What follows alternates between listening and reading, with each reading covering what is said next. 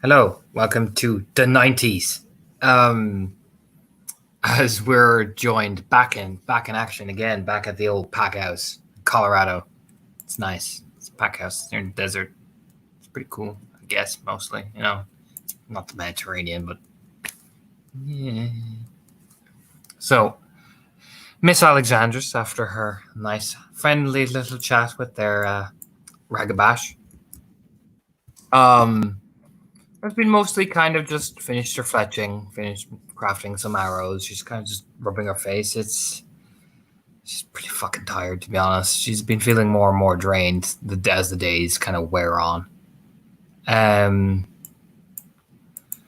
so she kind of stops by Federlight's weird, creepy murder hut. She doesn't like fully go in because you know what? She respects Federlight's privacy, not to kind of barge the fuck in. So she kind of just plonks herself just kind of in the kind of general area of it. So like, I mean, being 6'5", it's not hard to imagine she won't be seen by the creepy Theurge. So she kind of just plants herself down. It's an area of comfort. And she kind of just rubs her face and just does that kind of just frustrated sigh to the world, really, because the Arun is feeling it. And with the Cleith now well underway of trying to be the beacon of positivity and hope, Artemi's tired sigh is pretty fucking evident. I don't know if even Federlight can hear it, but she can. If she's listening keenly, she can hear it.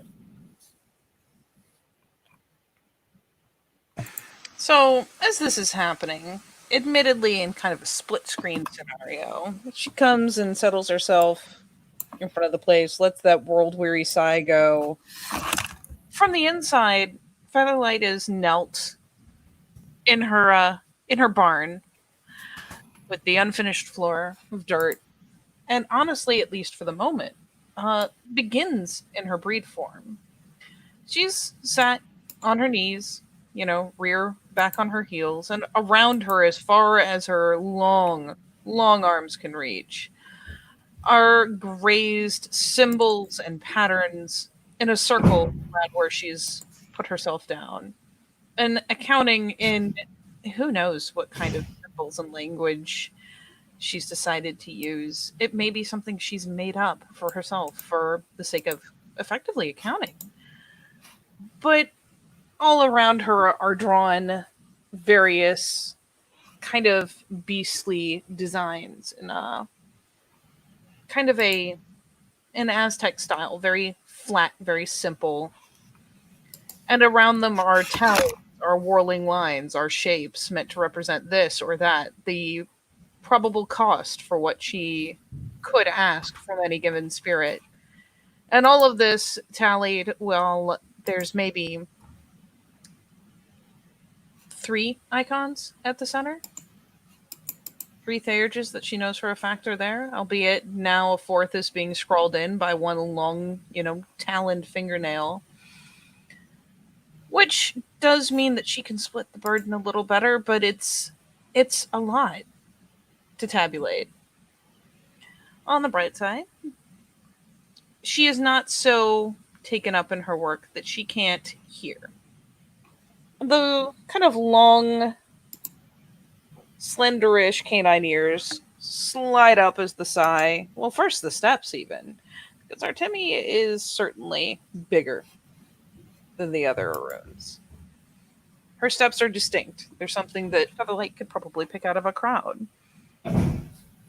So her attention splits very slightly at first, but then as, there's that settling in, there's that sigh. More and more she pulls herself out of her handiwork, rouses up from the dirt, doesn't even bother really dusting it from her fur as she eases up, takes a broad stride to get over all the markings. Though by the time she comes to the door, she'll be easing down into the smaller, presumably more convenient shape that is better suited to being outside. It's not likely that neighbors from so long away would see anything, but there is the risk. And so, as she does press the door open, it's the smaller, softer hands of a human woman that do so. She does crane her head out. A glance given in the direction the sighs come from as her head tips. And finally, the forked tongue flickers.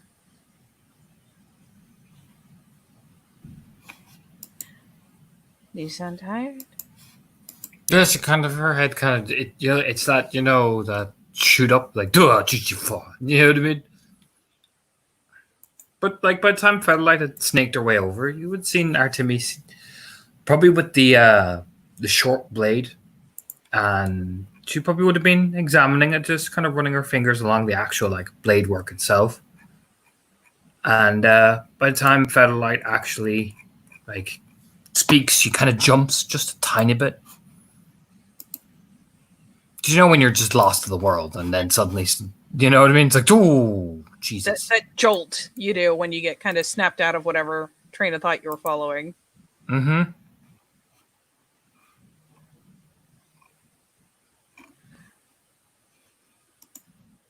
Am I wrong? No, no, you're not wrong. I am tired. Why don't you come and take your seat where the others won't bother you? She offers out the hand. No, I like to be outside.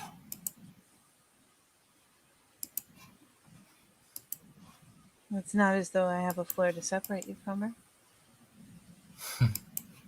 No, but at least I don't feel boxed in. All right.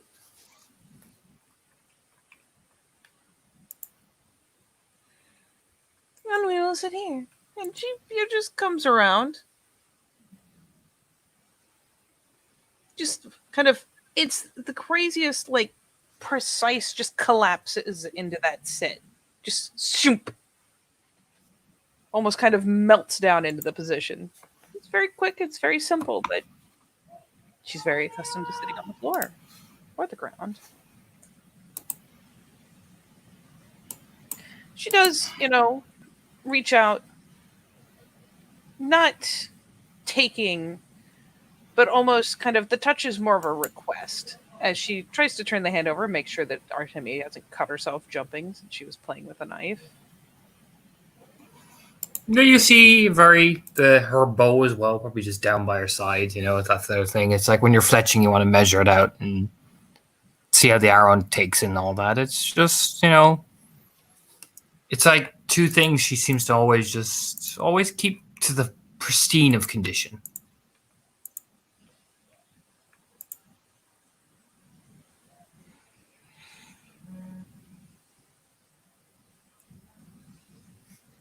And why are you tired, big little sister? This place is taking a lot out of me. This place exacts a very, very large toll. It does.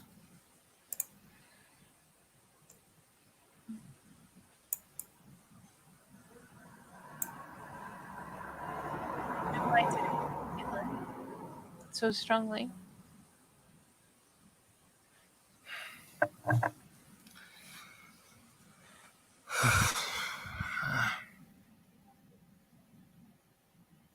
Guess it all just crept up on me.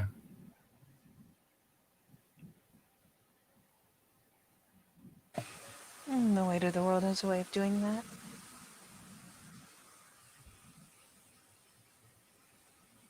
It follows you along and doesn't quite lay a hand on you for a very, very long time so that you can ignore it.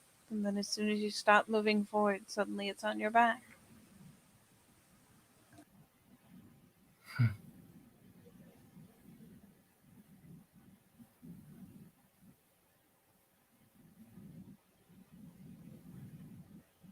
Just do a little lean in. Like, hold on, let me confide in you. I don't like the waiting either.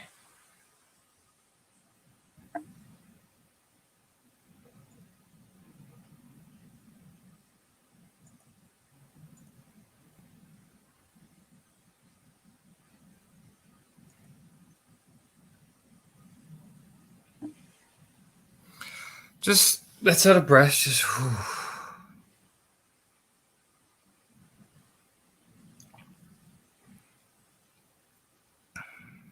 And you know what? Has she ever caught Artemi just out kind of being, settled in at one with the world around her?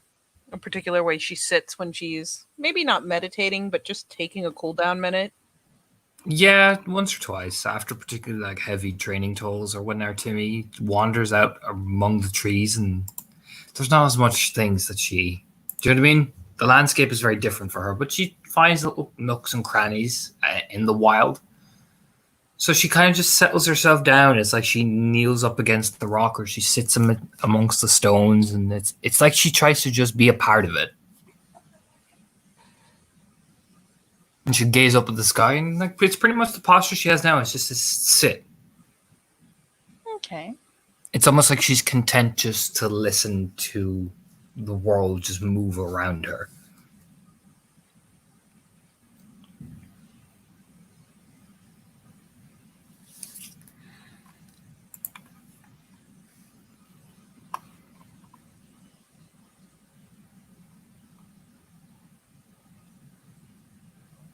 And I'm happy to listen if you want to share the burden, big little sister.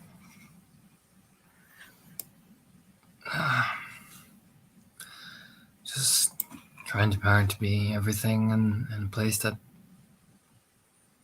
doesn't encourage it.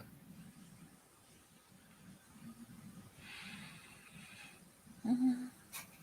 It is a place that is so wrapped up in itself that it couldn't encourage anyone, even if it wanted to. And it's not that you've done badly, or that what No, you're doing isn't needed. I know, but some days it just wears you down.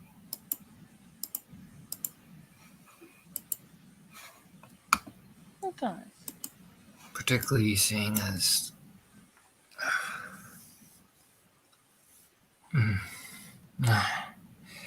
it's just childish complaints at this point. And sometimes we must be childish.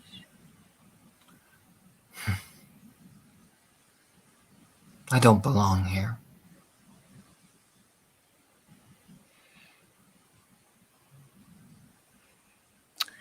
Most of the people here don't, but you fit in better than most. Mm.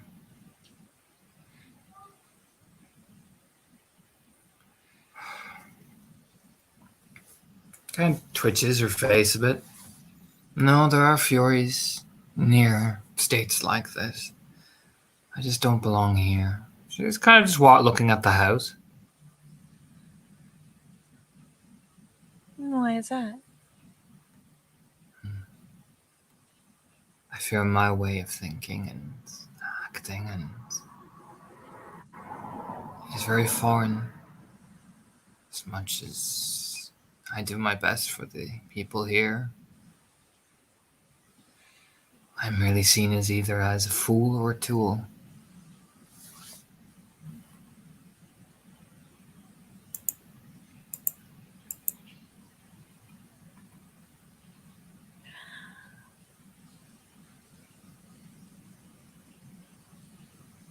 In this case, I don't think that foreign means bad. You may be different, but perhaps you're the kind of different that is what is needed, because something will have to change. This place needs a change, a dramatic one. And yours is the kind of change that will leave it better than before you came. I'm trying. No. She does finally reach out and, comb some of the hair back, like, oh, honey. Because she's. The weariness it's in her voice. Even with Mato now as warder, I put my best foot forward and presented my findings, reports to him, and decided to put our tribal differences aside. Encouraged him to do the same. It's better to be. Well, it seems to be a positive reception. It's just I can do that for I get a fenris, I can do that for other things, but when I come back here,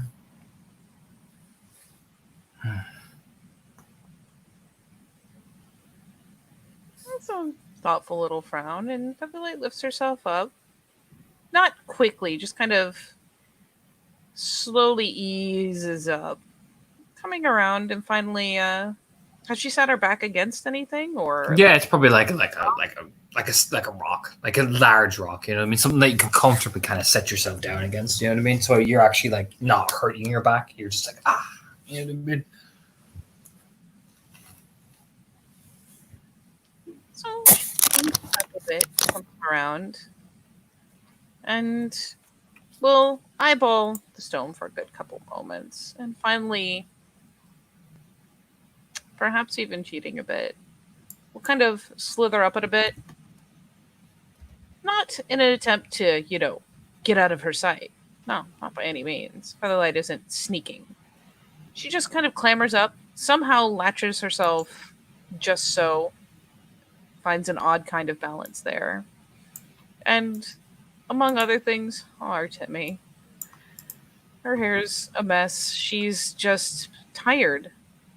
And so she comes around behind, and just as they speak, begins carefully plucking the hair straight again, not trying carefully not to pull over hard on any one point, but with her fingernails just beginning to comb it out, set it straight. Because, well, she can hardly start fiddling or braiding if it's all in tangles. And it is a good change. It is hard to be different. I'm sure when it comes to light, I will be told how much of a fool I am, or such and what such. And who do you think will call you a fool? Depends on which Shadow Lord I'm talking to. Some will say it directly, and others will give me an intimate touch, and then subtly whisper it to me.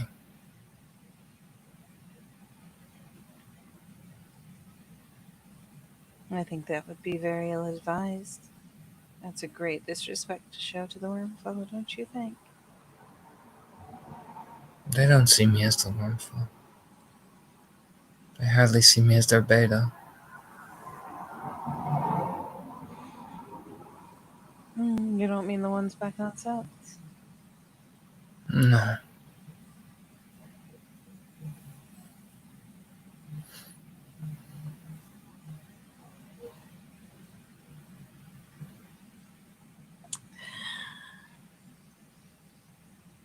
Perhaps.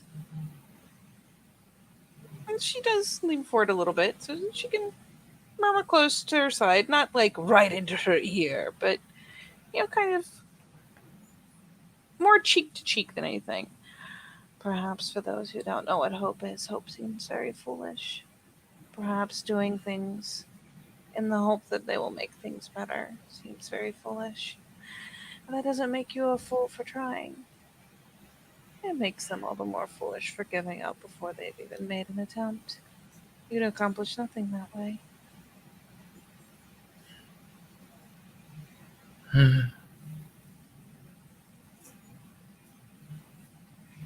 And besides, she leans back up and again goes back to kind of tightly plucking at the hair, like, I'm just going to pull these couple strands this way, and, once I get this all split out, I can start a braid. I can't imagine David ever calling you a fool. No, instead, I would just be treated to his obsessional drive to undermine anything I do, or made to feel as if no matter what I do, it makes little difference. Instead of forming a bond, I would just be treated to an indifference of a snide or sneer. I'm just tired, Allied. You are. I'm tired of just breaking my back and feeling nothing.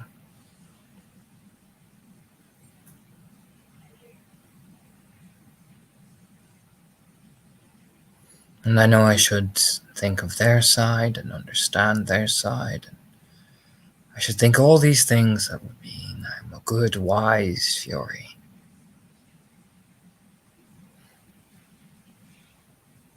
But You big, but you're still my little sister for a reason. it's not even that. Why should I consider their side when they have never bothered to consider mine?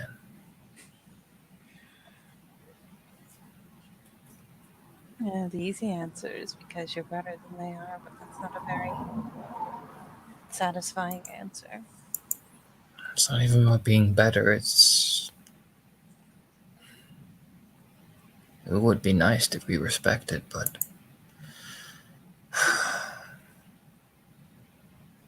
I feel like a fool.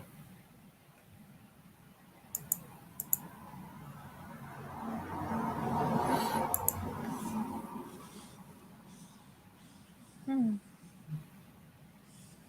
And why do you feel like a fool? Because no matter what I do for them, it always is just. It makes little to no difference. It feels like I've just been strung along. Do you know that it makes no difference, or does it seem that way because they're Shadow Lords and so very protective of every little emotional bit of feedback that they could possibly put out that would even tell you that you're I a thing? honestly don't know. I'm sure an alternative view for them to be painted in a better light is always nice to hear, but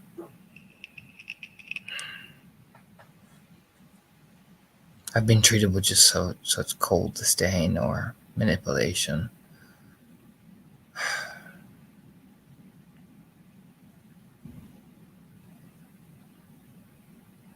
And it's just as calm as everything else she said as she begins, separating strands out. Obviously preparing to begin twining them together. Would you like me to correct them? What good will it do?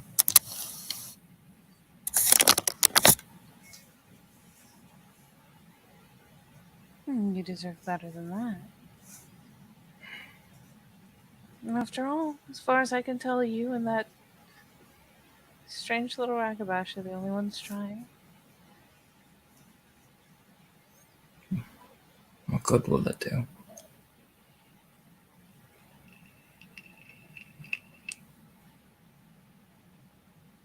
It would turn their anger to me. It would turn their negative emotions to me, other than to you. And I do not care what they think. It won't hurt me. I don't care anymore. If I'm being honest. That's not good. You always care. What about this?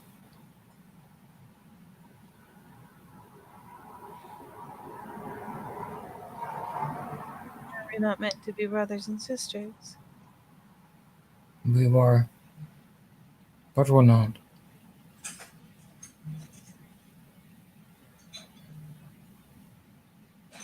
Brothers and sisters don't use each other the way I have been used.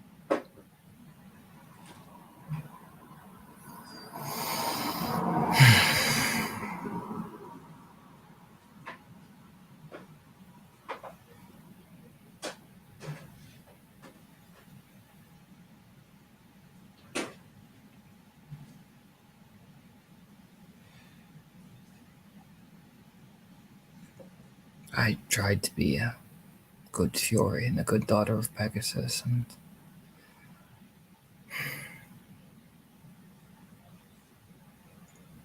I failed.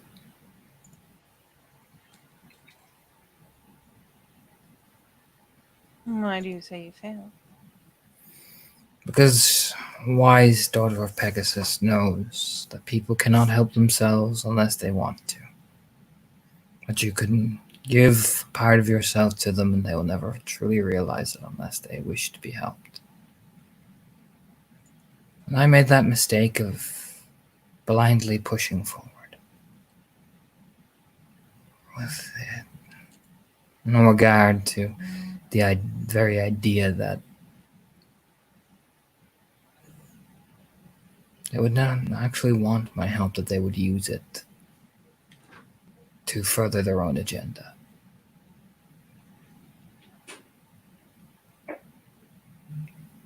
Whether intentional or not, as I have begun to realize.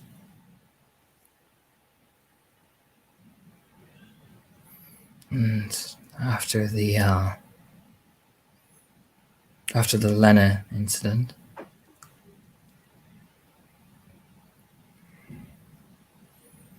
I felt particularly vulnerable.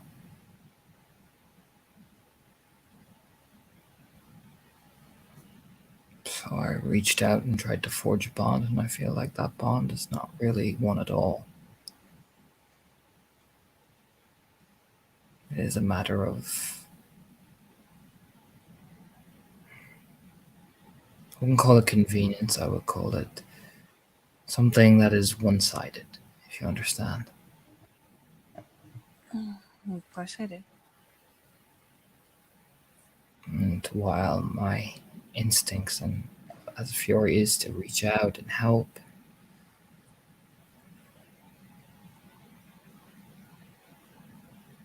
I feel like I have made a mistake somewhere along the line.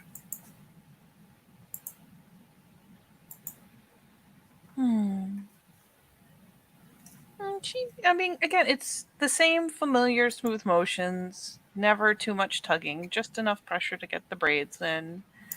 She ponders and says, "Have you ever heard the saying that there's no sense of being mad at a cat for being a cat?"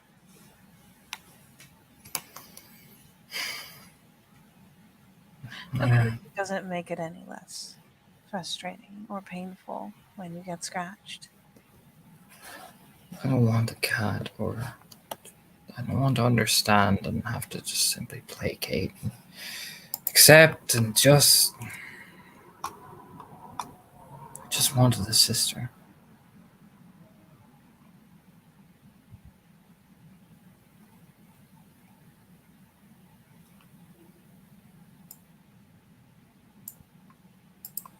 I just wanted I just wanted somebody I could look up to and prove me wrong about the Shadow Lords. I just wanted to be proven wrong. Because I fought so vehemently to be proven wrong.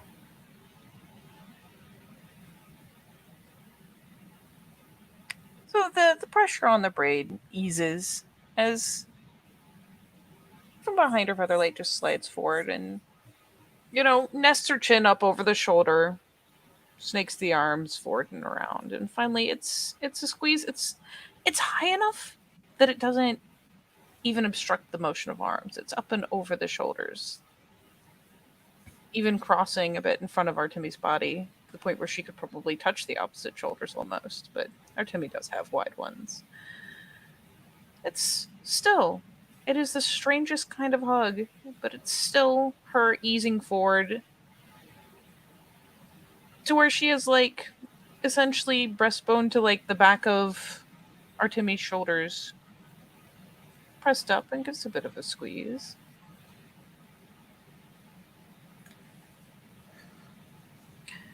You didn't have to go to a Shadow Lord to find a sister. I saw someone vulnerable.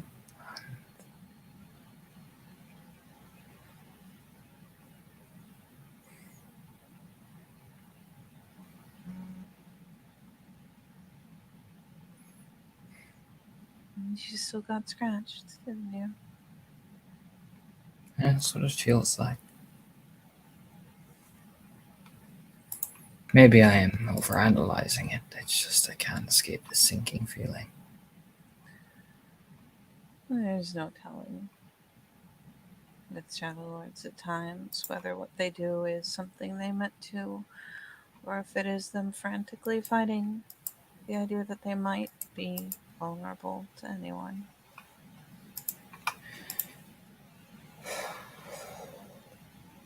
I do not think that your gestures, that your words have gone unnoticed or unremembered. It's just the lies, Featherlight. It's the lies.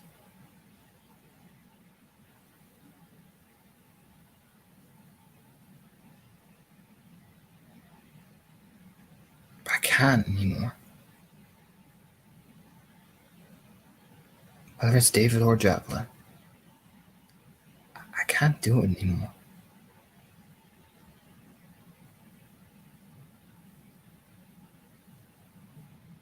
They just lie all the time. Every time I just get that much more, inch that much more closer, they just lie. Whether it's a small lie or a big one, you know? And each time, my heart just sinks. Because I've realized they never even considered just telling me.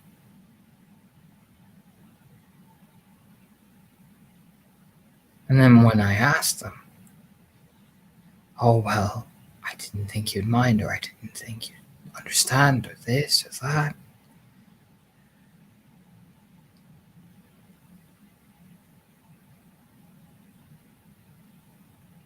Just don't understand why they just have to lie to me all the time.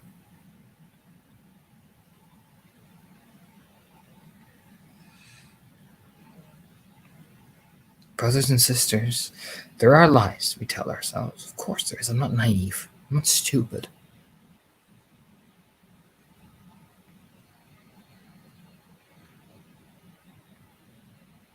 Just, I don't know.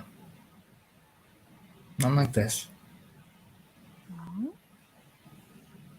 what lies, as David told you, besides those given to him to pass on by someone he had every reason to think he was meant to obey?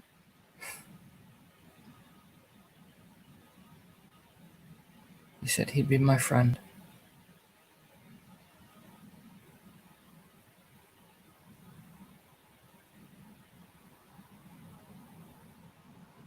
He said he'd care.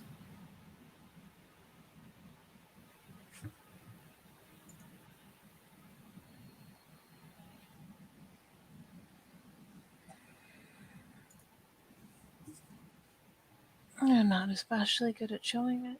Are you sure that he doesn't? If he cared. No, he doesn't.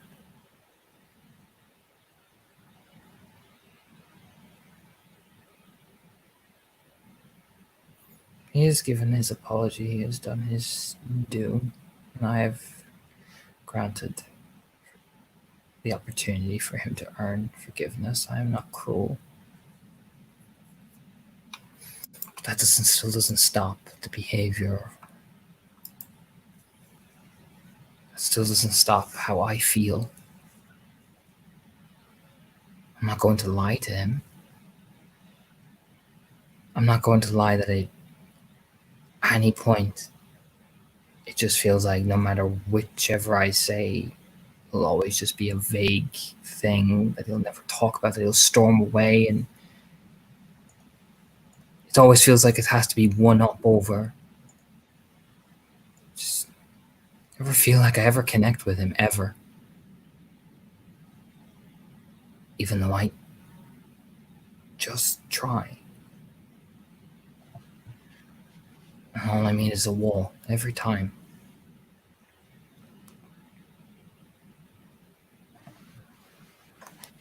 So, you want the truth, and you want to connect.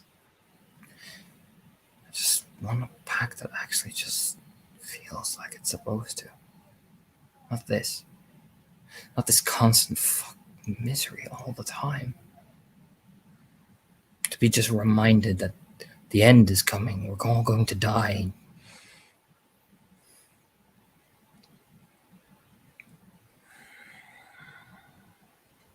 He is, in fact, a very poor beacon of hope at best.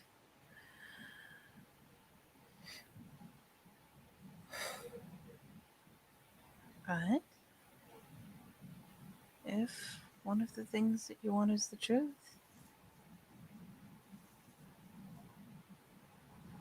my answer may sound foolish.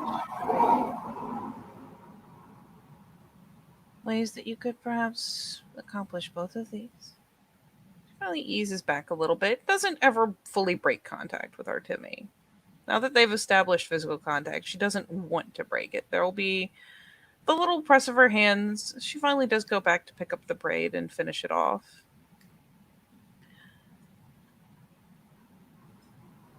I know it will sound very childish. Will you hear me out?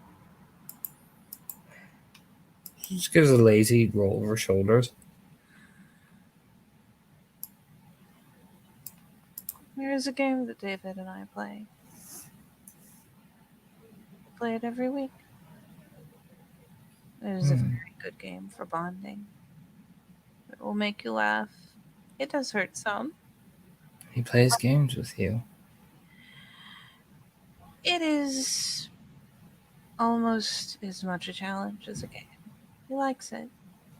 I have heard that Shadow Lords usually play chess, but I don't like chess. I like this game.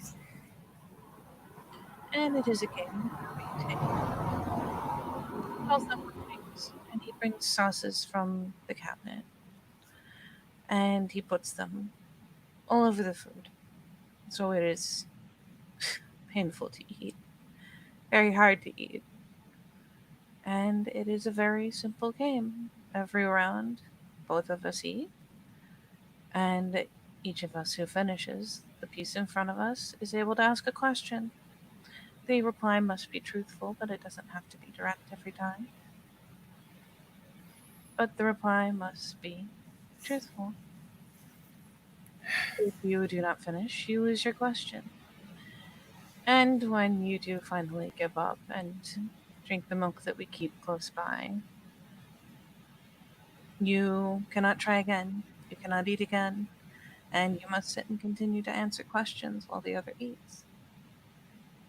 There are only so many pieces, it can only be so many questions, but it is a way for us to test our wits. It's a way for us to get answers we want, and it is surprisingly fun.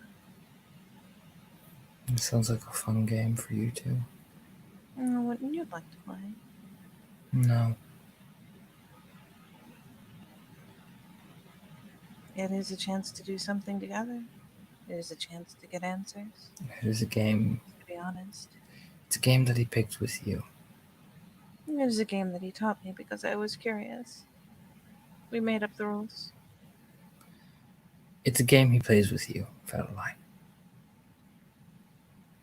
I would share it.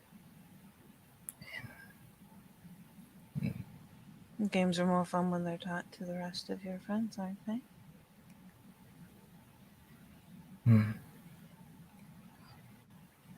Teach it to Alexandria. She's the one probing into him. I'm fine.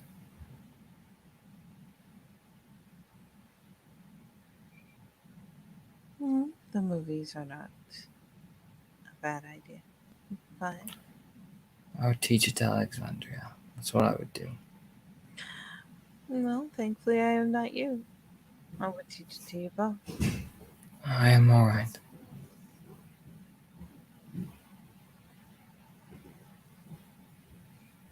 She finally lays the braid down, just kind of like smooths it down next to her head, along her shoulder. But you're not. How does it matter? It matters to me. I will be fine.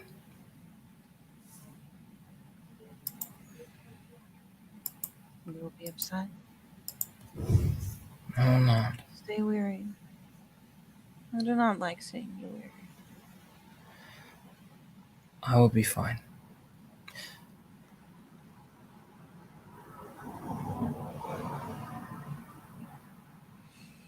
She leans forward again, and this time not stretching around her, but just kind of folding the arms over her shoulders. I know this sounds petty. Close her eyes as she's saying it. I understand the crisis of faith he is having. I sympathize with it. it is a rough experience to have those you thought were better be turned out to be nothing but human and weak and vulnerable and prone to making mistakes at turns.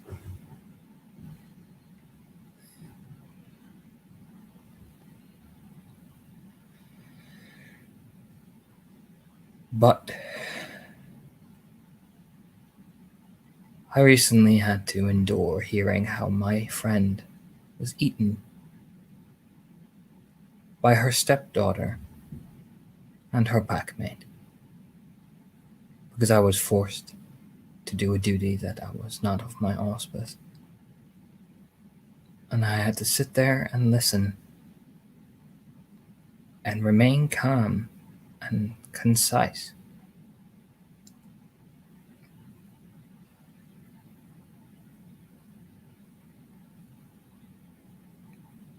And then I had to look into that young woman's eyes and decide to lie and not tell her the truth because it would destroy her. And I am not saying that I am some vulnerable Cleith that is so fragile that they'll break at the first drop of a pin.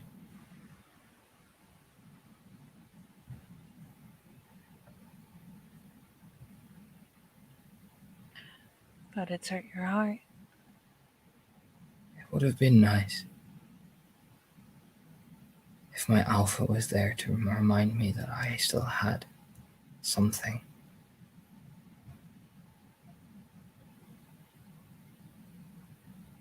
And instead of just telling me the world is just not a cruel place.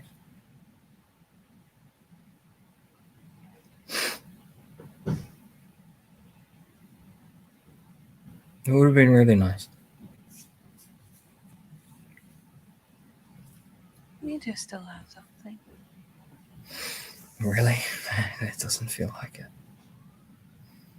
It just feels like I'm clocking on time, doing my duties until this place is bolstered and safe, and it feels like I can just check out of a prison. Is that what you're going to do? I mean, I'll stay to make sure the sept is bolstered and safe, and there are plenty of problems after Yellowstone. It's going to need stable management and suitable things, but eventually I had plans myself to return to the Wyld to my sisters, but that was going to be after some time. It just now feels like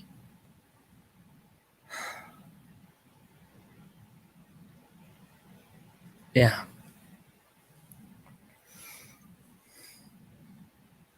And now it feels like what? It just feels like a prison at this point.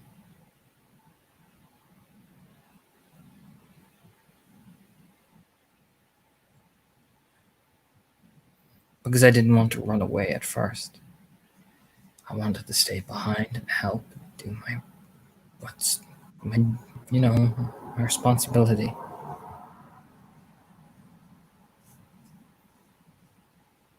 It I just would like feels like you to stay.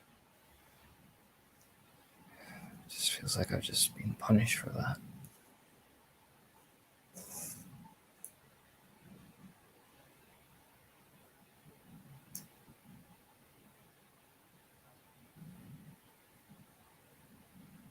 You're not being punished. You have the strength and the weakness of carrying. It means that you will give more than most people can give because you care. But it means, too, that because you care, every little slight will hurt so much more. Like I said, it just would have been nice if one person who's meant to be like strength for all of us was there. You know, just would have been nice for once. I didn't have to carry this immense weight on my fucking shoulder.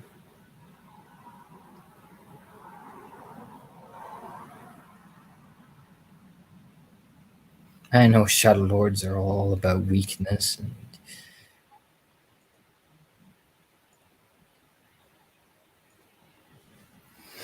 I'm not fucking weak.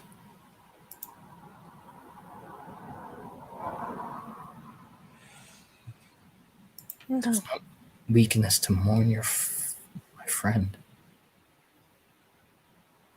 Mourning is natural.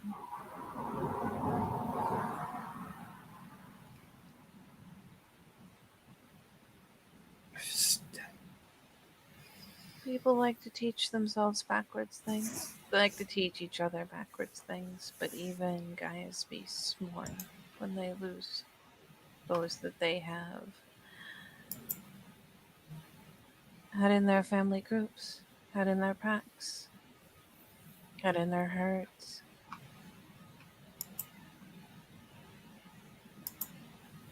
It is natural to mourn. It is right to mourn.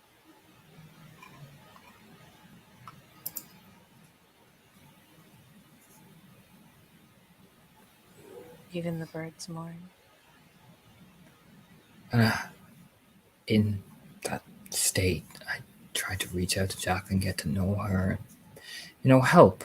Because you know what? Maybe I thought it's fine. Maybe you thought And if you made her feel better, it would make you feel better. of course, it's, a, it's like a tenet for us to help vulnerable people in need. And I help, but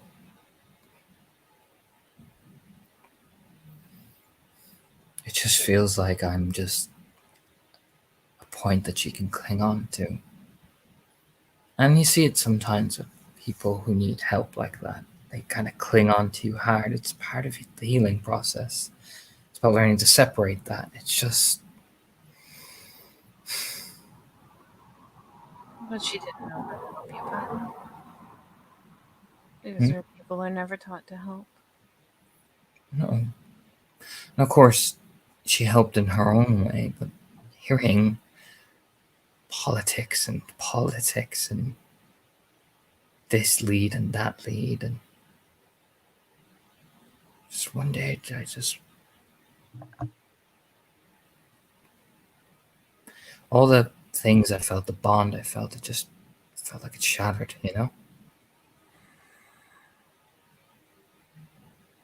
It's like you're speaking two different languages. Almost. And I care about her, I really do. I care a lot, you know? I feel protective urge over her. But at the same time, how do I know that's not what she's planning, you know? The fingers do. Start, just idly stroke through the hair. It's not patronizing. It's a little soothing gesture. It's something she does time to time. It's the social grooming is a big thing with her. It could be what you think it is, what you are afraid it is, or it could be that her language is different than yours, and the only way the Shadow Lord knows how to say she cares is to tell you every little thing that she finds, because that's what she's been taught But to I be able. asked her not just once. It's what I mean, Featherlight. You just ask. Can we just not? You know? That's a tip of the head. It's just like, sometimes you just don't want to hear it. And the first thing after that kind of silence build is just another, like, oh, well, how are we going to account if Mato becomes water and David doesn't? And my heart just shattered in half.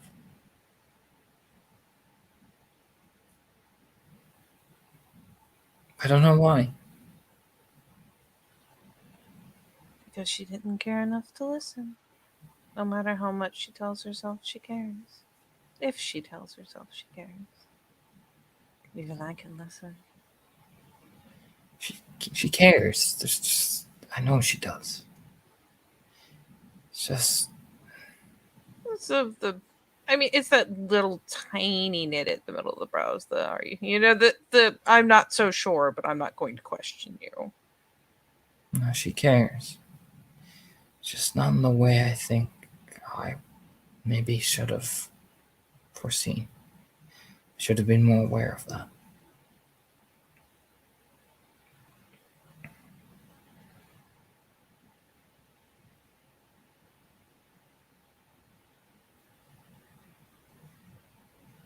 I'm sorry that you've been left to feel this way. And I'm not even angry with her, that is. Or David, I'm not angry. I should be. I just feel defeated.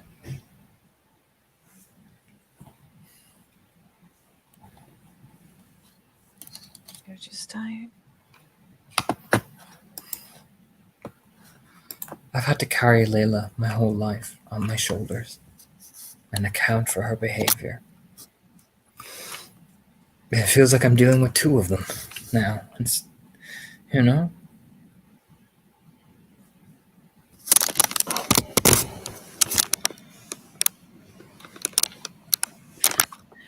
And what would change this? What things would say to you that you mattered? The things that they would never think to say or do. You know, it would just be nice if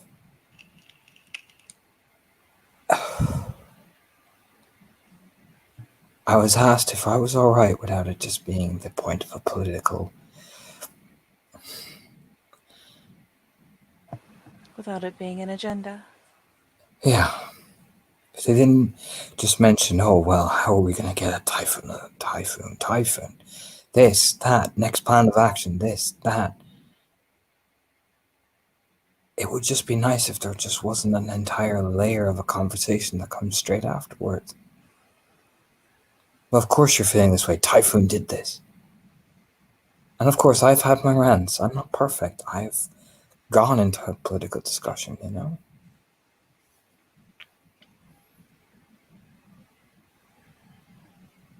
I've wanted to talk about it because I've had such a burning passion about it. It's just.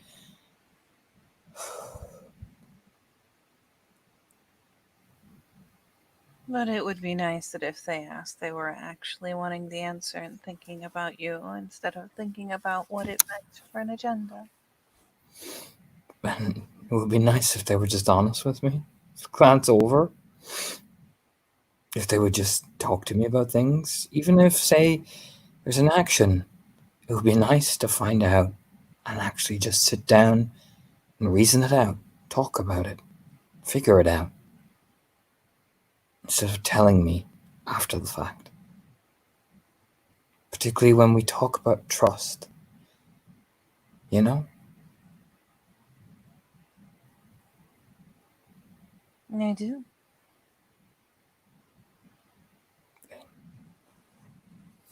I don't want some repercussion or like a tax or. Because that will just, like, particularly for Jacqueline's case, it will just set her back to even worse than she already has been. And she's made. I don't even know. She's made improvements with me. I've seen it.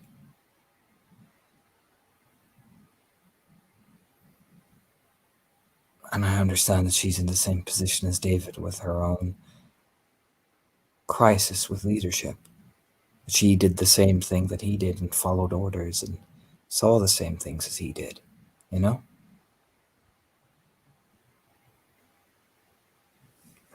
It's just. I imagine it's very hard for them to let go. Finding out that they've been treated in a way they expect to be exempt from. It is. And I don't want to sound cold.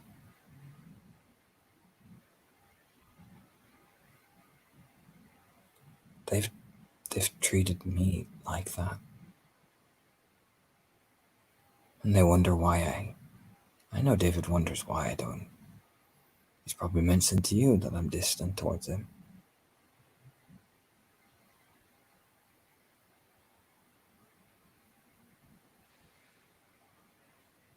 No one has influenced me. Only their actions. No one's whispered in my ear. Nobody's, you know? I believed in him.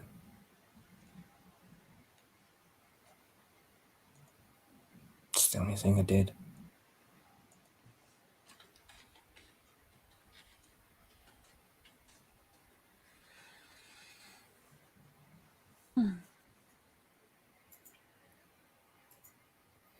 I know it's not fair to be ranting to you.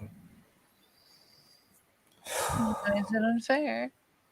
I am meant to be a font of wisdom. Because the pack's already under a lot of strain, and there's infighting and arguments. And it's not fair on you. I am the closest thing we have to an impartial party, at least inside this link.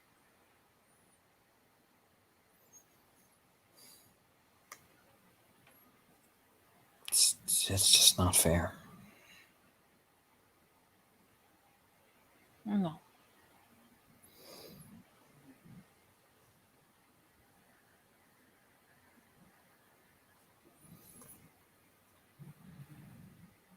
But you don't need to worry about me. I'm very used to being on the outside. I'm very used to being treated differently. These things don't bother me.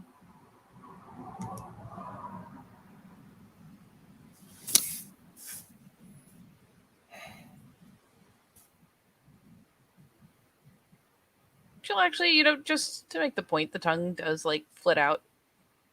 It's because she's kind of nested up from behind. It's like not quite close enough to tickle the cheek. It's past that because she's resting cheek to cheek, but it's just enough for the peripheral vision to pick up the little flicker of motion.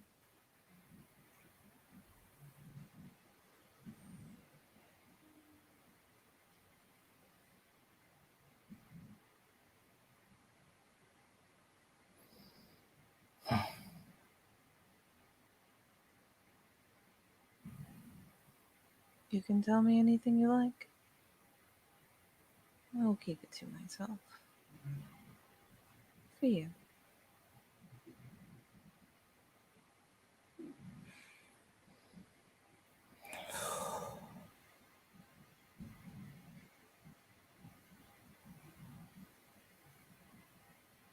You're not going to offend me. People have tried very hard and failed. I would be shocked if you could do it by accident. I just tired of just tired.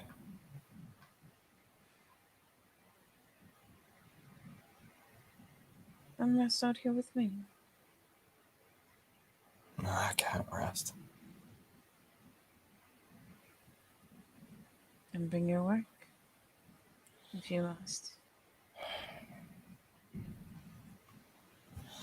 I just sometimes look at these and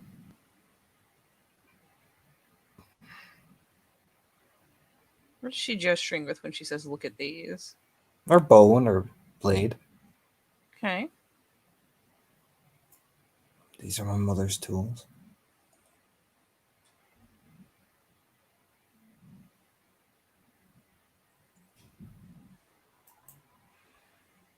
And what was your mother like?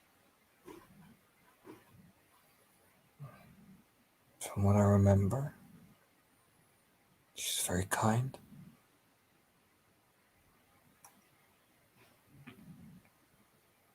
She used to sing to me, take me out in the garden and walk. And we used to have a huge garden, lots of figs. She would always just walk with me around the garden, the pathways. I remember the day she left. I thought she was really angry with me. That's why, I was just, a babe, a kid, I was only about 6 or 7.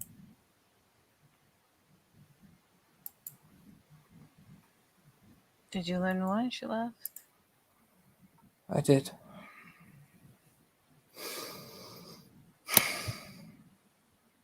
There was a conflict that needed her help. She was beacon of unity. And she died fighting for it.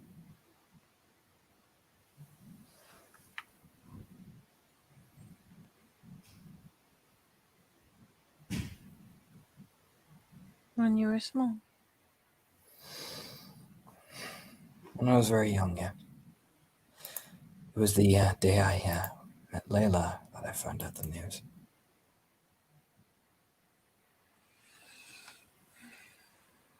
Those are two very impactful things to find out at once. She saved a lot of kinfolk lives and died a hero among our sisterhood.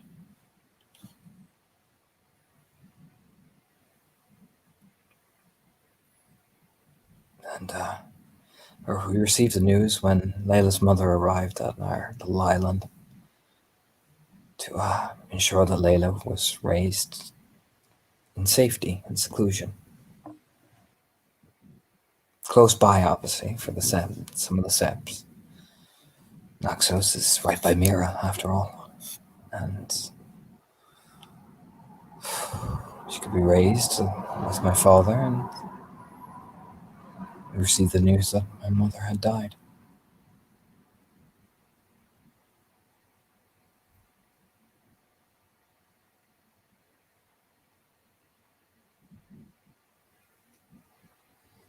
I don't think I've seen my father cry like that before, or since.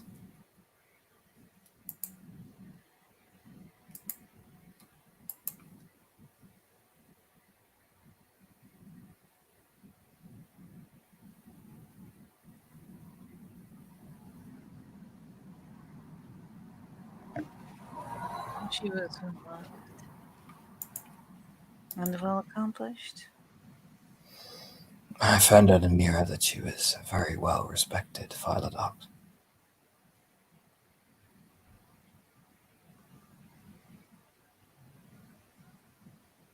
Saw her name written on the tapestry of heroes, and I only have so many memories of her.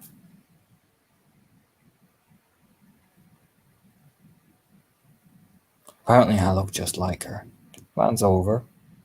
Same eyes, same hair. That's what her packmates said when they came for me after the incident that caused my change.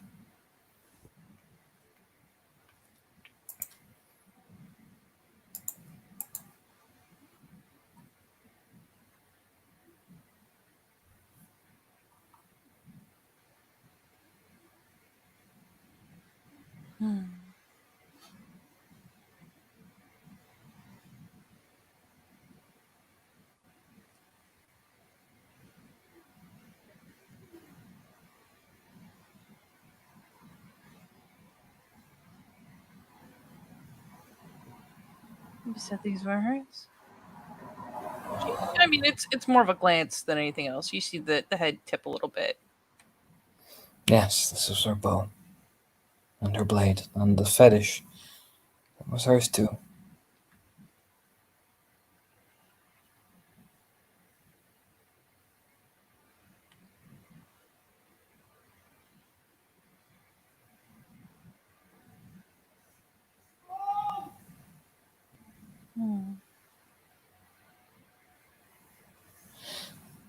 Her battle sister, Iris, was the person who I met.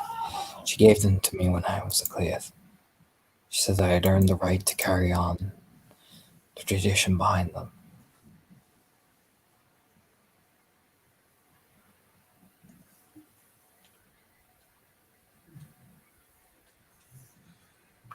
And what do you think? I don't know how.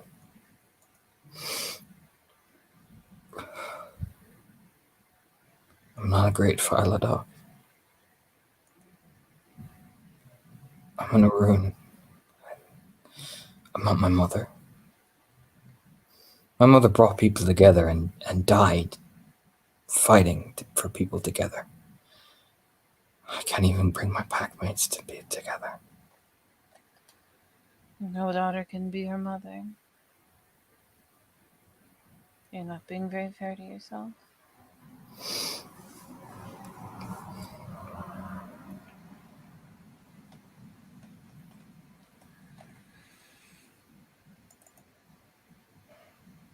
And as you said,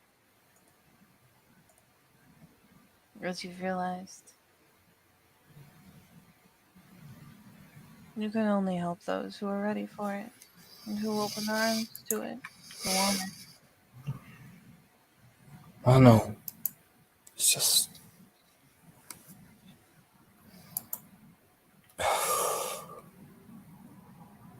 Why does it hurt so bad?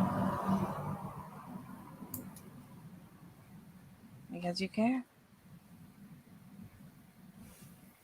I'm sorry, I shouldn't be talking about my mother around you. That's not fair on you. Again, the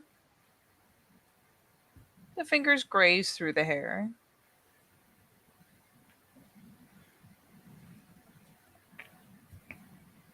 Do you really think that? Of course, it's hugely not fair on you. My experience and yours are very different. Still not fair to talk about. Considering our circumstances, it's kind of not fair, It's pretty selfish of me, in fact. And what if I find it fascinating that even for a handful of years, you got to know yours?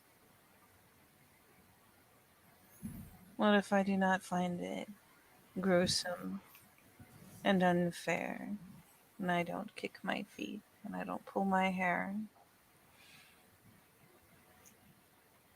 So many have their parents throughout most of their lives.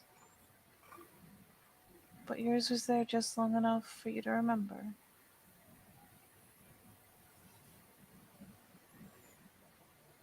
Just long enough for you to have both the pain of the loss, but the warmth of the memories. And to remember, even with a picture that is very, very old, from when you were very, very young, in your head of her, when you pick up these things. And she just, one of the arms stretches out along Artemi's arm.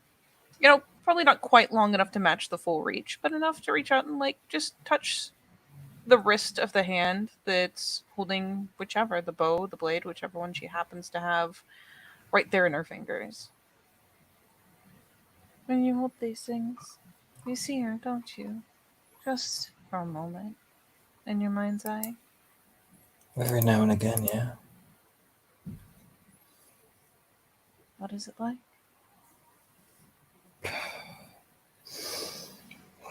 Of the memories I have, just warm, that's all. Just a warm, familiar scent from home. The washing of waves, the wandering through the fields, the smile that she always used to give me, and even her words with the day she left. I remember where the bow was, the weight strung across her back, and as the tears rolled down her face. She did not want to leave you. No. No, she did not.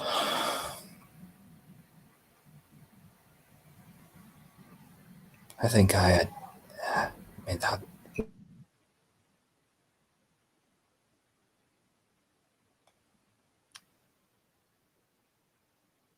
Cut out for me.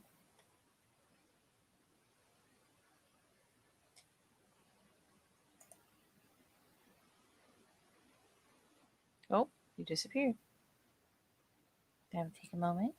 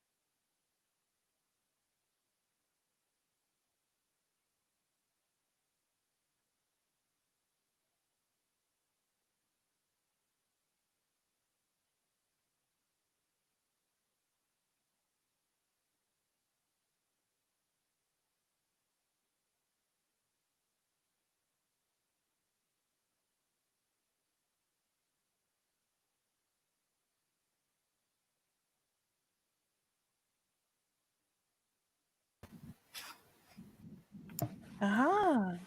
There you go. It was actually Malwarebytes restarting my computer. Because it caught Oh. something, and its automatically policies to do something and then restart. Oh, well, there you go. I'm like, huh. Oh, it basically it misread some files on my computer. As it actually turns out, that's like its policies immediately. You know what I mean? Mm-hmm.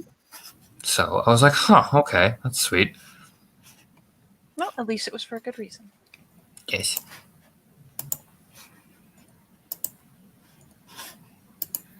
But I believe you're in the midst of describing that everything that gets collapsed into that brief flash of memory when she picks Mm-hmm. up something belonging to her mother.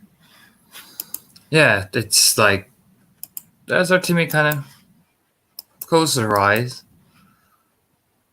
I just remember what she said, how she felt, the tears that streamed down her face, and my own. And I would just remember her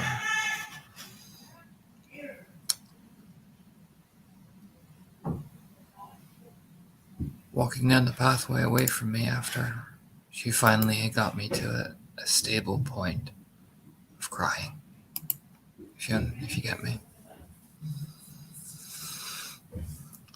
And that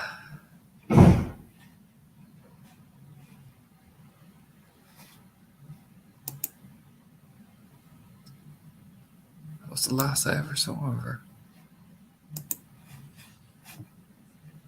Do you think of all of those moments then? Just It's kind of like they flash. I kind of don't have a control over it. that is a lot to flash. It's more, if I'm feeling positive, I remember everything that was good. You know? Mm-hmm. But particularly after the Lena situation, it all kind of just rushed upon me, you know?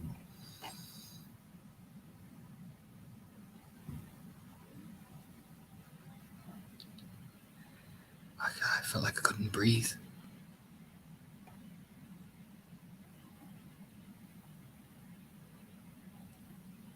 I haven't had a panic attack like that since I was very young. And in that moment, what did you need? I mean, I ran off and I had the panic attack so nobody would see me. I didn't want them to see me like that. But I know, moment, if you had been standing in a void, if there had been no one to see, what would you have needed?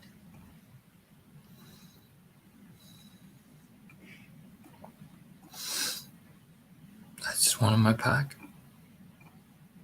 It's just, I know I could never have my mother. And my father is thousands of miles away. I just wanted Layla on my pack. The people that I, given so much to, sacrificed so much for.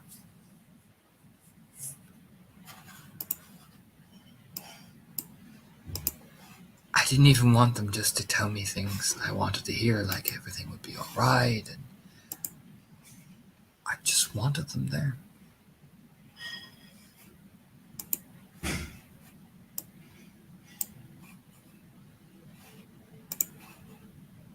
And I am sorry that I was not closer. It's not your fault. I had given you express orders anyway. This is true. But it does not mean that if I could go back, if things like this could be changed, if I could know, that I would not make every effort to be there.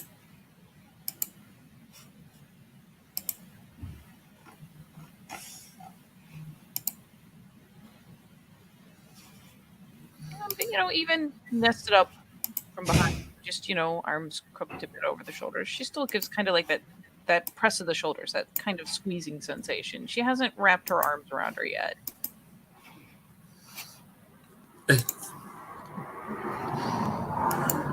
You can feel like Artemi's like even struggling to breathe even now. It's like she takes a deep breath in. You know what I mean? Even just remembering that trial. You know what I mean? Because that was rough. You know what I mean? I think Featherlight watched some of it. It was that was rough. You know. And for the Fury, it just seems like she takes a breath, she can breathe again. It's just, but these big, long, gulping, breaths. And I mean, the beauty of it is that Featherlight doesn't call a bunch of attention to it. She doesn't panic. She doesn't freak out because now she has an answer. And so she stays draped there. The arms kind of crooked up over the shoulders, not constricting the chest, not reaching all the way around her. Just there's that pressure around her, the sides of her shoulders, the top of her shoulders, against her back. Just that press that someone is there. And in that moment when I had the panic attack, I could see all the memories of like Lena and Mary and the crying from either of them, and it just reminded me of my mother crying and Layla crying, and it just all got too much,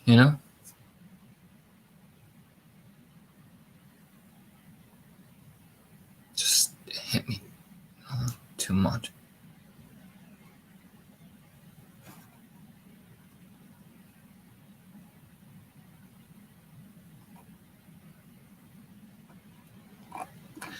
And is this selfish of me to think?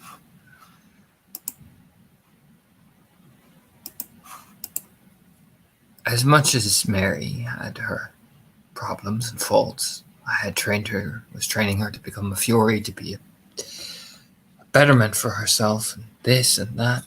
There was a part of me that was angry with the Wendigo for naming her.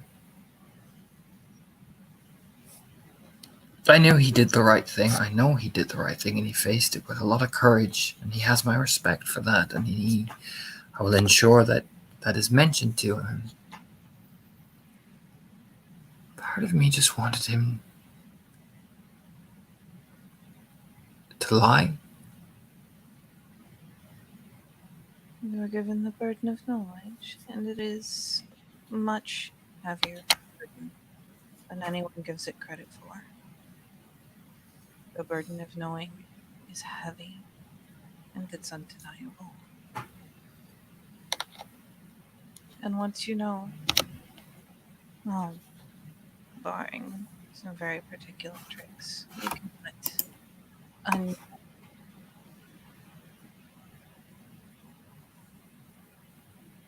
and when the information, the knowledge is painful, it's that much more bitter to have to carry and to have to keep and never to be able to shed. And just to hear her be just so written off by everyone around me, and Jesus. I really am just a fool. No. You are a good guru that is surrounded by a whole set of people who cannot manage themselves, much less anyone else. How can they take care of anyone when they can't take care of themselves? You expected to be surrounded by other fully fledged, fully capable guru, so that everyone could reach out and support each other. Like a pack, but bigger, made of many. And instead you are surrounded by those who are too immature and too broken to even help themselves. It is not wrong of you to expect to be surrounded by others who are as capable as you are. Not when you're taught that is the way it is. Even I've been taught better than this. And that is not what you have. And it's not fair. And it is all right to think that it is not fair. That's just a fact. Why should you feel badly for thinking something that is true?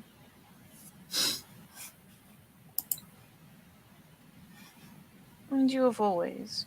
This time she finally does kind of lean around a bit instead of staying right cheek to cheek. She leans around so that she can get that little bit of eye contact and loosens up her hold so that they can get kind of at just distance enough that she can reach over and go to guide the chin around to look at her.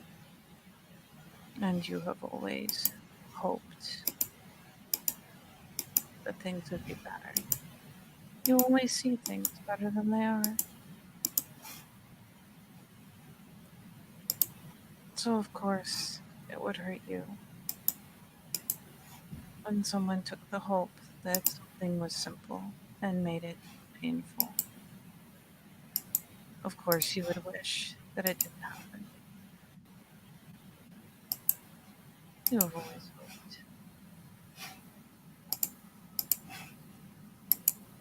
I think it's why you're the only one who can look at me.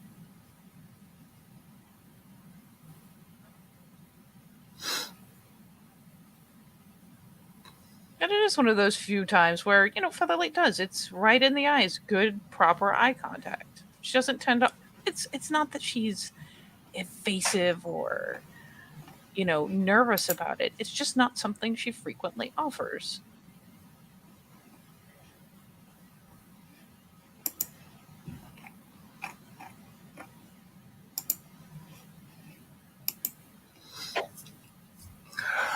It is not bad to be hopeful.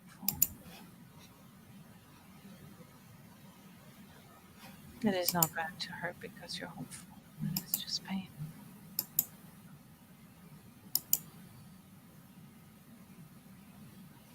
Just because the wounds you're licking are not on your skin does not mean they are not there.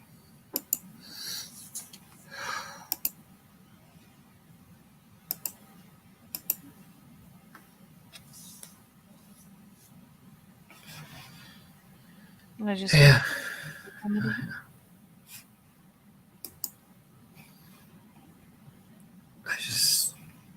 And then immediately after all this, I'm getting bombarded with Alexios. Now I'm feeling it's too much for Adelaide. I'm an Adrian, and I know, and I can handle that. I can handle being a wormful. I can handle getting out there and fighting the enemy. You know?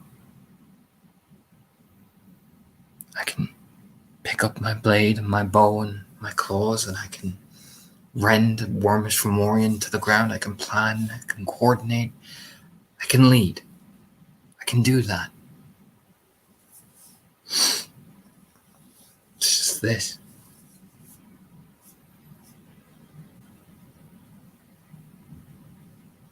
Just loneliness.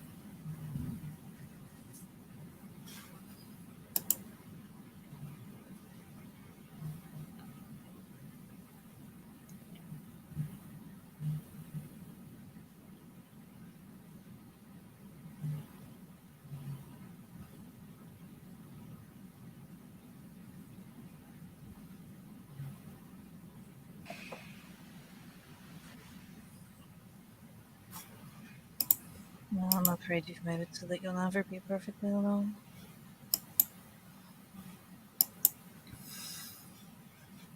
No matter how hard you try to feel that way. The tip of the head over, you'll never be able to be perfectly alone. Because I will always be here. I do not think the same way you do. I don't feel the same way. I will not always know. I will be here. And if you tell me what you need, I'll give it to you.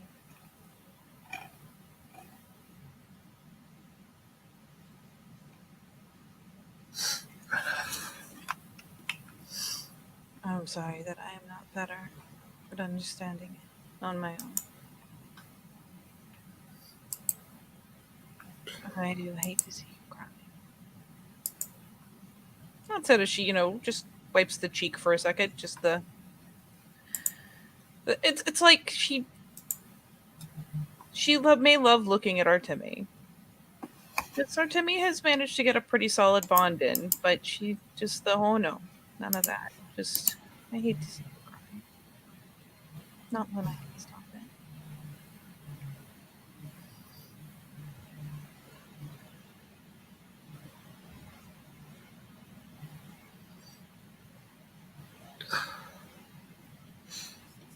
If by some miracle that Jack returns the sept, he's covered in, I doubt it, but by some miracle, how am I ever going to face him?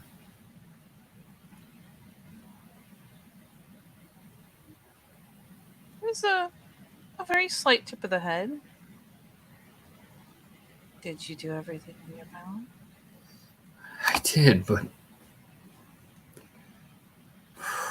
You know the Wyld like I do. And sometimes she's I, so sympathetic. She goes to brush the hair out of her face. Sometimes it's just cold. I know that.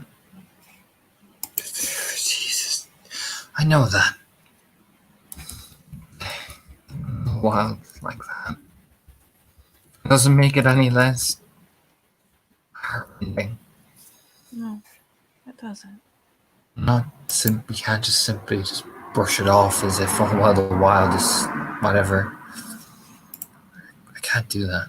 I know some of my sisters have that more controlled sense because they have to. There's certain situations where you have to do that.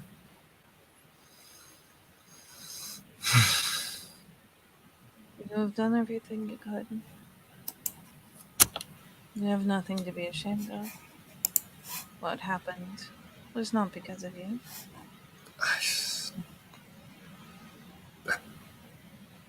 I know it doesn't feel that way.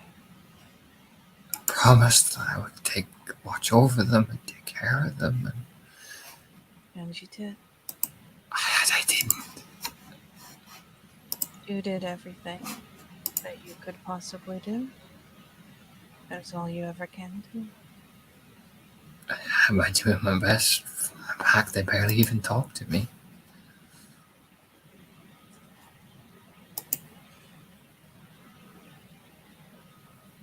I can't even rally behind my own alpha.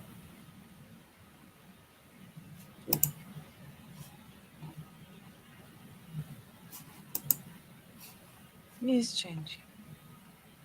It is slow. It is painfully slow. But your words have changed. I've seen it. He does not show it. Shadow Lords are always bad at showing it. But he is changing. You will never, maybe you will never say thank you. It's not about this. But It's not about thank you. it will be in every change that you see.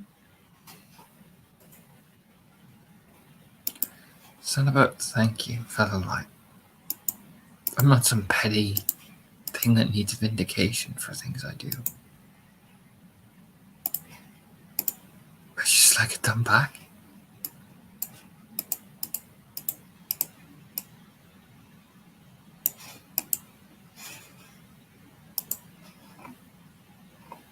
You're small and you're broken. But we're here.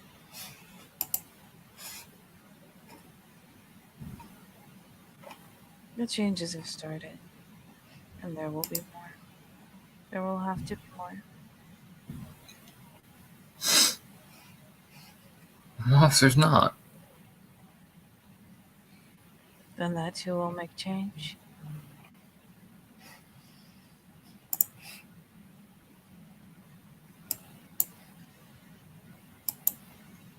I have to. I don't. It is not always you who has to. You have done all of the things that you think are right. You have given all of the opportunity to people to become better, to become closer, and to change. But there comes a point where they can only change on their own.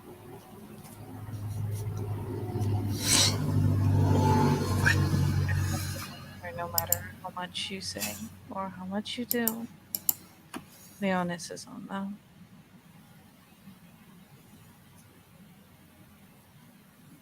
I just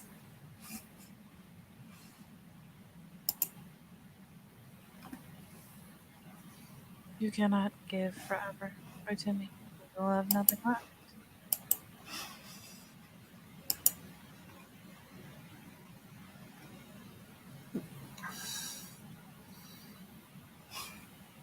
You have given them everything they need. You have put it all in their hands. Now they must choose to use it.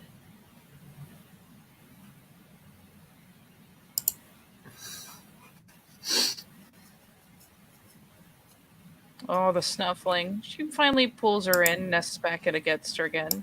Brow against her cheek. I mean, for all the world, it's essentially a nuzzle.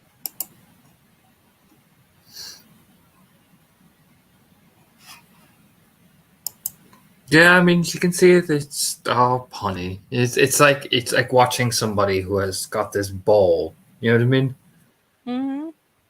Trying to not let it out because everyone around her has told her you're weak if you do that here. But back home, like you can see the conflict in her. You know what I mean?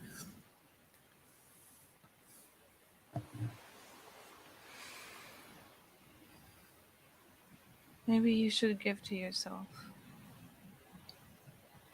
Give yourself permission.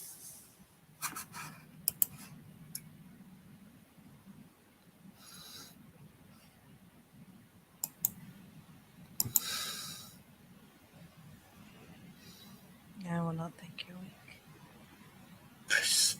Why don't we just treat it like shit anymore? Because I feel. That's all. That's a big ask.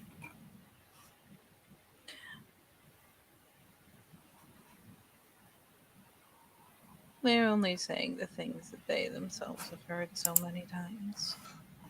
Well, I'm not They do it themselves. a fucking shadow.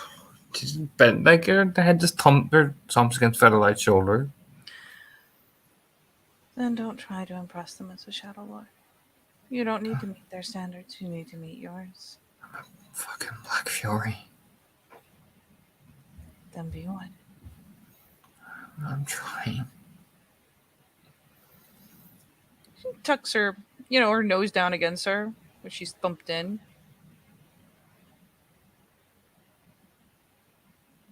I'm just lonely.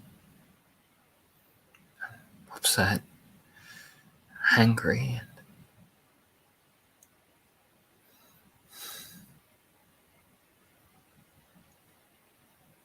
And lonely again. Mm-hmm.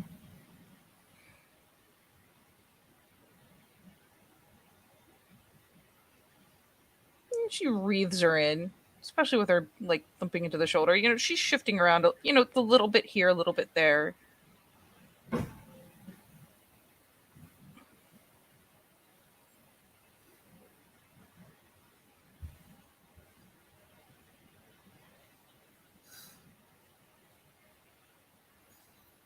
You've been giving everything to everyone around you.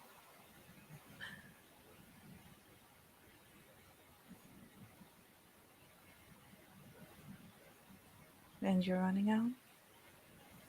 You're tired.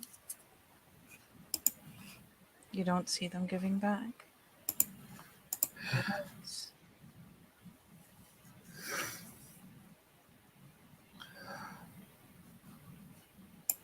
There's nothing wrong with being sad. They don't give back.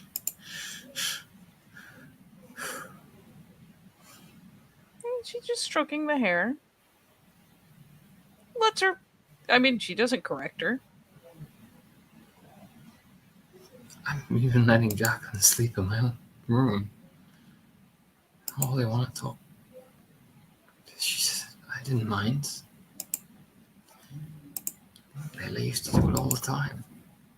I guess sisters and all that, but when I was in Mira, there was 4 of us in one dorm, you know? Then I have slept in your room. Would you I like don't- me to again? I don't mind. She kind of gives again, for her to me, it's such not a big deal to her. Do you know what I mean? Would you It's feel like, less alone? yeah. I just can't handle the singular. You know? Then I will stay close.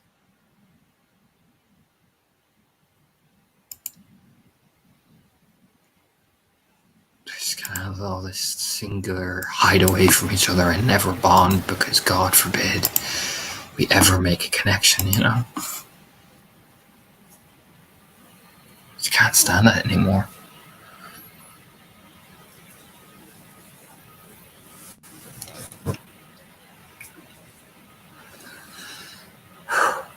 Then we will show them that it is better than the alternative. Yeah. Being alone is lonely, no matter how long you have been alone. No matter how much you tell yourself that you're used to it. Being alone is lonely.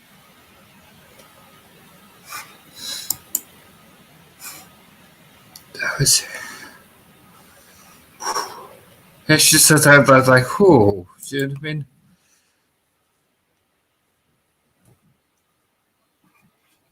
Yeah, and I mean, Featherlight is still right there. If she picks her head back up, that's all right.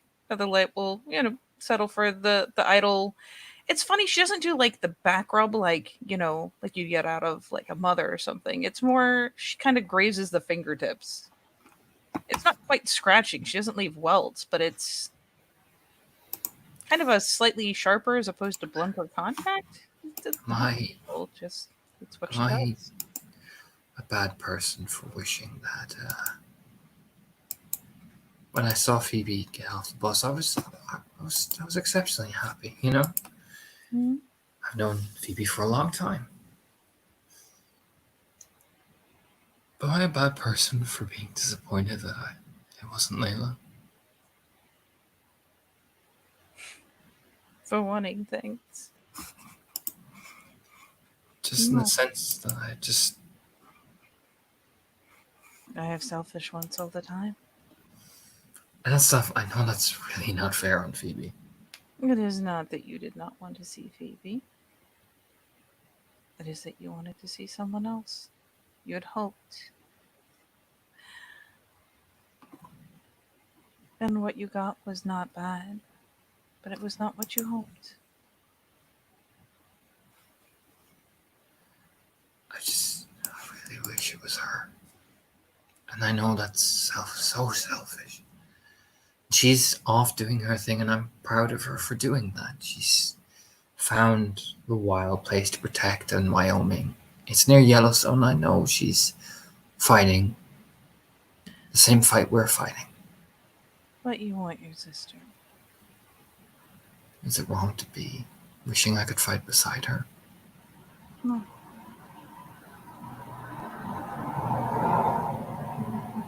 It would be wrong if you demanded. It would be wrong if you abandoned others that need you because of something you wanted.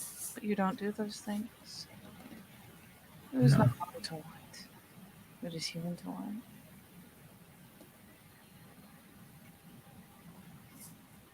Hell, I didn't even ring, ask her that she should come here and this, because I know she has her duty and responsibility, and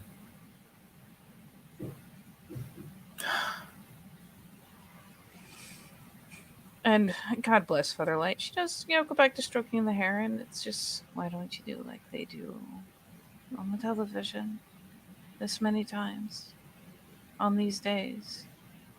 Talk on the phone. It is not the same as being close and being able to touch and to hold. But I imagine one. She gives a smile. a fury talking on her weaver box. It is better than not hearing the voice at all. And two, I imagine Layla is keeping a certain degree hidden, which makes sense. She did mention that she could not talk for long. So, again, and I can understand what she's doing. I'm not mad at her for that. I just...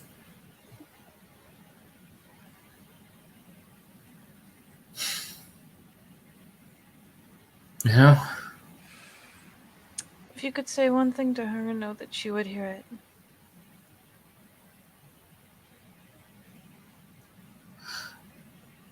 I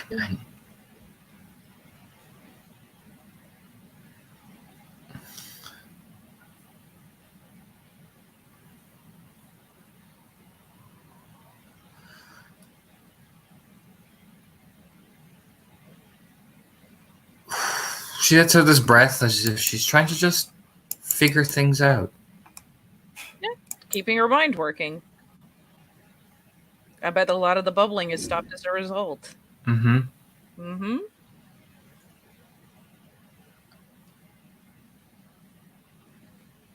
I forgive you. I accept you. And I need you.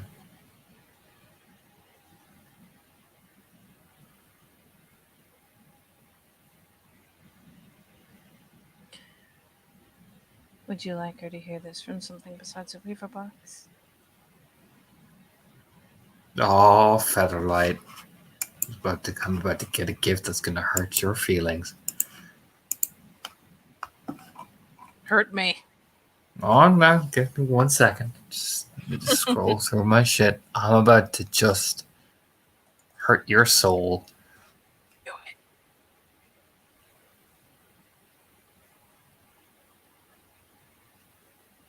Hang on now. Just let me, There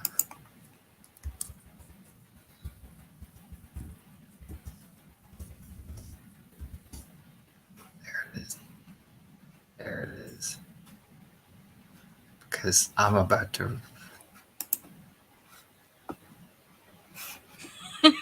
You're so ready.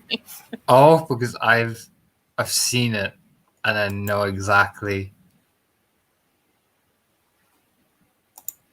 Oh, I just need to get the right angle on it.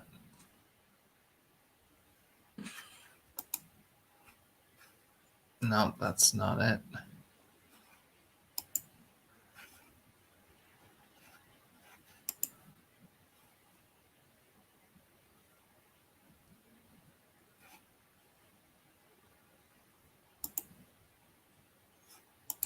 There it is. Da-da.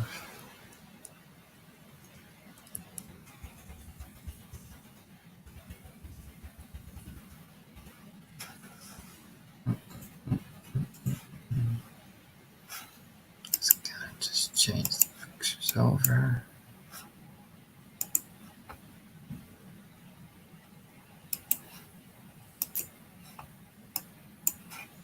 Look at that. Look at it. Look at it.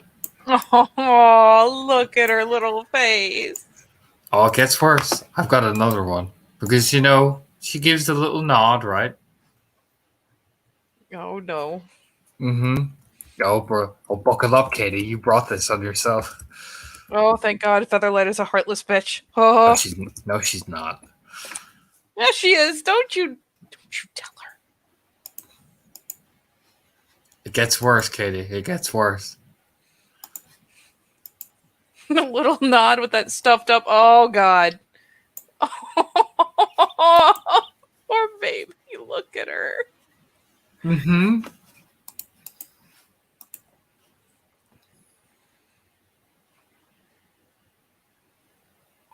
Oh, she's just gonna. Nope. I know this is the point where you give the hug. Even I know that. Just the pulls are in.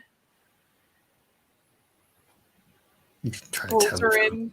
Tucks her head under her chin and says, "Then I will send it to her." Try and tell me if I like a heartless bitch. Do you know what I mean? No. Oh no. You Oh God. try. You try deny it. You try do it. It's just the oh god. Oh, she's Oh breaking. no, Oh, I got it even worse again. what? I can't. Mhm. No. This is a game. I was waiting for this. I was waiting for somebody. 3-stage fucking process here. Oh yeah, you come in and hug her, right? Yeah. Oh, that what you're doing? Just pulls her in. Oh, baby. Oh, what was that? Yeah. Yep. Just nope. This is where we tuck her in. Oh Jesus. I like the fact the Fed supposedly she's like, oh no, oh no, oh no. Shit. Featherlight gets like the even I can read that. That's some telegram. Oh god. Oh, it's starting. Goes to pull her in like this is the part where we hug. This is what she needs. This is what she wants. And then just the blood. She's like, oh dear. Just stroking the hair. Keeps her held in with the one arm and stroking the hair with the other hand. Oh god. You tried telling me Featherlight's heartless. You tried doing. I am totally heartless. I don't know what you're talking about. Oh yeah, I felt like this for poor Fedlight. Oh, the big body shakes and everything. You know what I mean? You know that shudder that they do when you really actually go for it. When you're really in it, you really throw in 110%. Yep. Mm-hmm. Yep. Nope. She pulls her in, and it's just I am going to hold on until we're going to ride this out together. I'm not sure how holding on helps, but it seems to really. Oh God, it's on me. Oh yeah. How does she feel? Here's the thing. It's very important. Is what she's doing? Can Artemi read that as genuine comfort? It's not just for like I am robot error. Do you know what I mean? She's not a straight robot. She does care that Artemi is upset. She does not want her to be upset. This makes it better. She's not very good at properly empathizing. There's there's a little bit of a disconnect there, so she's not going to fall into tears, but you are doing me a concern. I'll put it like this. Artemi's that much of a empathy. Hey, Featherlight, you're in the link with her, right? Oh god. Oh yeah. Why would you do that? Because you're her sisters, goddammit. Do you know what I mean? Oh no. So she floods that link with first of all, it's the image association with Layla. Then it's imagery of them two together. It's a deep connection. It's jumping in lakes together, jumping in this. It's the comfort that they held each other before they were put apart. It's the frantic Artemi running up the hills of trying to save her and all that, and Layla screaming for her. It's such a deep, do you know what I mean? Connection. I imagine that on top of this, it's not just images. There's an emotional flood packed into each image, isn't there? Exactly. That's what I'm saying. It starts off with the emotion, and then the images almost just seem to form on top of that wave of emotion. You know that gif where it says feels and he gets hit by the wave? It's kind of like that. You know what I mean? Pretty much. It's funny because she'll feel a response because Featherlight's just she's still holding on. But the hand through the hair kind of pauses a moment as she needs to oh god, she just needs a second to put any of that. Look, she doesn't normally have floods like that. It stalls her up almost, trying to figure out what to do with it. Mm-hmm. It is the weirdest, most stilted thing in the world because it's oh god. And to be fair, she probably starts losing, starts seeping tears. It's the physical response to that kind of emotion, but she obviously just has no idea what to do with it now that she has it. I like it. It's the connection of it is so deep. Even the image of them meeting each other as children. You know what I mean? like the immediate like cling to each other because they're both people. Like one was left here on an island she doesn't know, and the other has just gone through something that well, a child is never ready for. You know, and Nope. it's that immediate innocence of both of them just clinging on to each other. I imagine for Featherlight being a Metis, it's the idea of like Featherlight herself probably felt a very similar way when she began to have self-realization of what she was in the world. You know what I mean? And there's just this fragile innocence about the whole thing at the very root of their connection. You know what I mean? That no matter how lost they've been, they've always just had each other. So, Artemi is empathy god, isn't she? Yeah, she's got some good empathy. I haven't had much time to bite up due to just like I plan on cranking that thing up to the max eventually. Oh, yeah. But she's spent a lot of time with Featherlight too. I'll put it this way, it is the weirdest kind of feedback. But as Featherlight, she does tear up and she stilts for a second. She just kind of freezes as she doesn't know how to parse all of it. She suddenly has all these feels and doesn't know what to do with them. You can't just, they're just everywhere. And it is the weirdest thing, but it's, oh God, it actually might unnerve poor Timmy because, is what you get for getting her in the feels. She doesn't fight the flood. The link is open and it's just coming. But one of the weird kind of back echoes that Artemi gets in return, if anything, is weirdly enough kind of the taste of blood. It's faint, but it's just that weird combination of faint smell, faint taste, that coppery tang, just a little bit.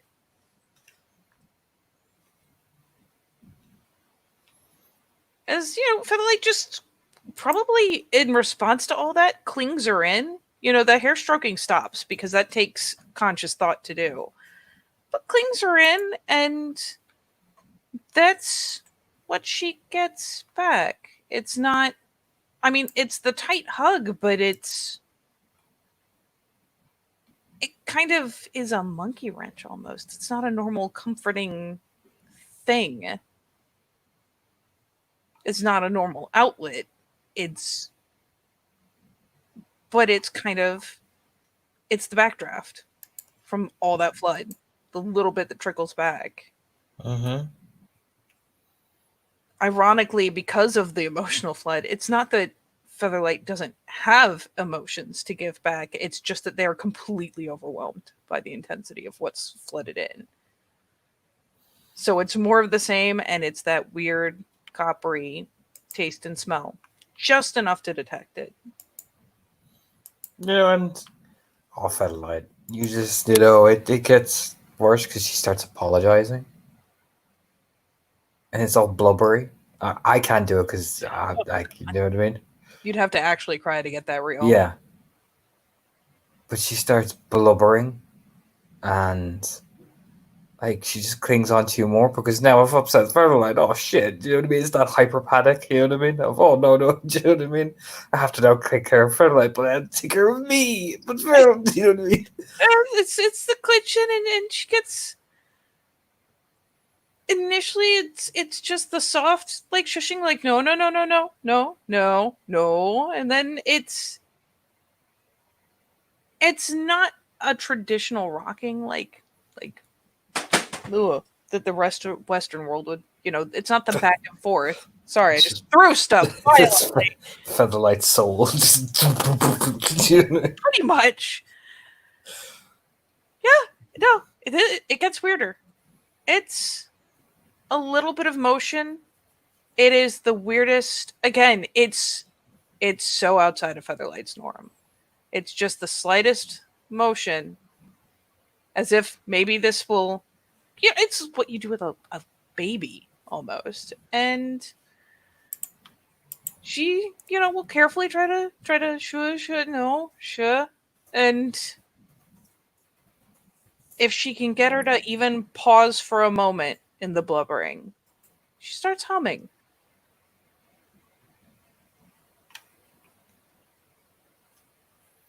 It's not a song that Artemi would know. It has none of the same kind of structure of music that you would expect from like Greek or even American, the general popular stuff. No, it's it's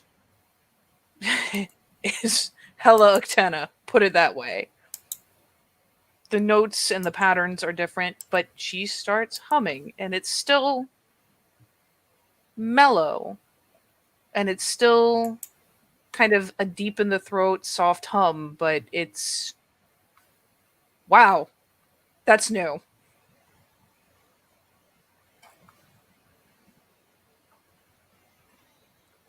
Yeah, like eventually she just. Do you know what I mean? It's. Whew.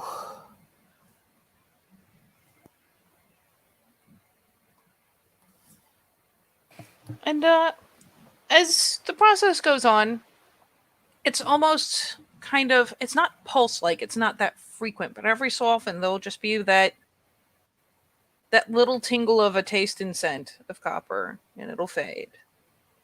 And then, after a bit, the same thing, and it'll fade. But it is the weirdest kind of rhythmic thing that, I mean, for all the world, if the emotional like kind of accompaniment is any indication, Featherlight finds very soothing.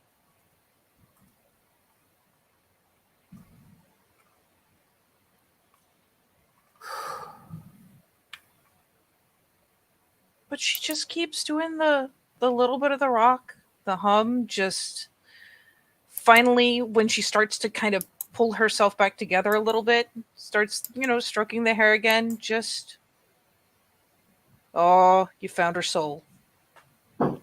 You touched it for just a second.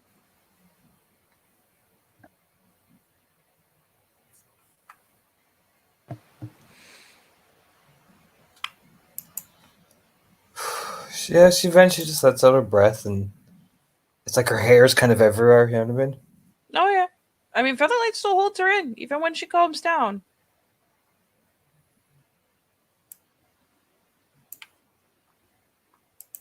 For all the world, she seems convinced that if she lets go, it'll upset her more. It'll start it again. It'll make her cry. So she just holds on.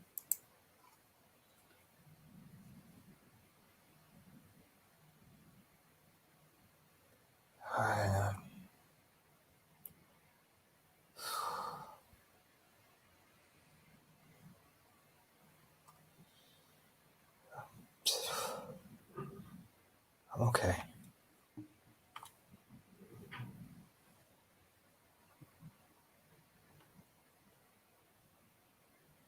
Are you sure?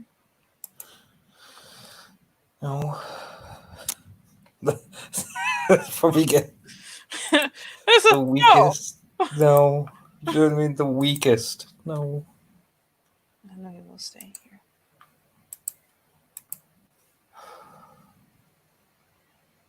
I should probably go up to my room.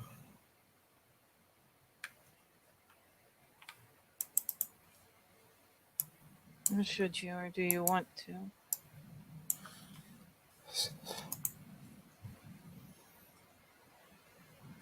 I should do that. It's safe, and I can do it out here. And I've already given the Wyld my tears.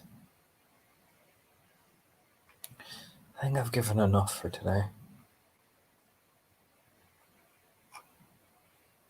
You could come into my room if you wanted, since yours may not stay empty.